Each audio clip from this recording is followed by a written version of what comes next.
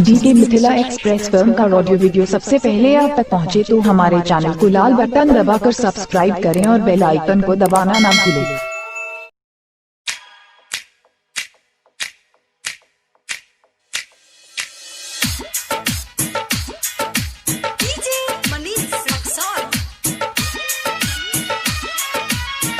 Vaishnavi recording studio Khatwara.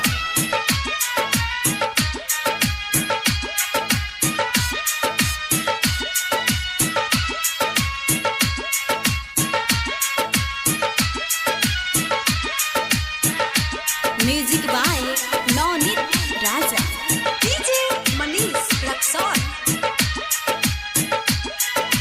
सोना जैसा लागेलो रानी हो,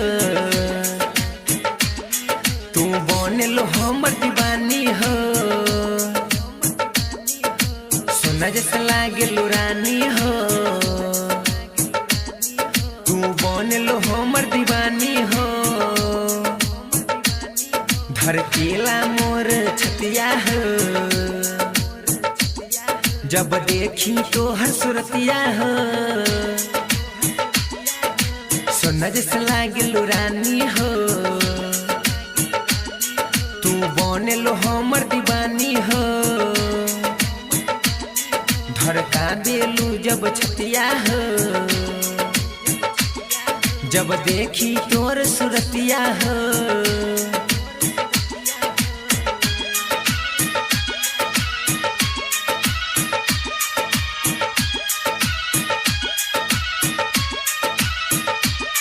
म्यूजिक बाय नवनीत राजा,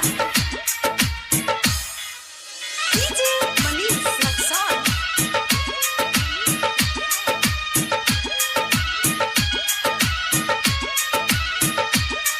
तू सपना में जब आबेलू,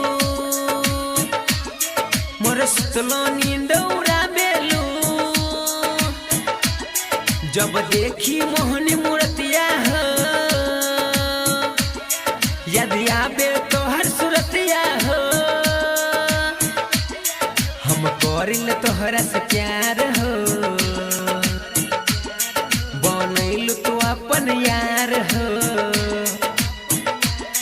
कह देलू तू सजनिया हो,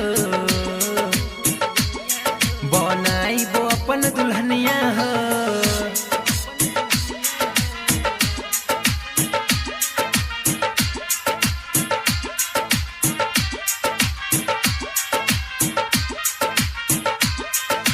डीजे मनीष रक्सौल।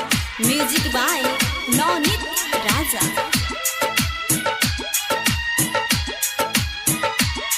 मंगिया तोहर सजाइब हो, कहियो ना गोरी भुलाइब हो। सातो जन्मों के वादा हम ए गोरी अपन निभाइब हो। राइटर गौतम के निशानी हो, डीके राजा के दीवानी हो। राइटर गौतम के निशानी हो, डीके राजा के दीवानी हो। Vaishnavi recording studio Khatwara.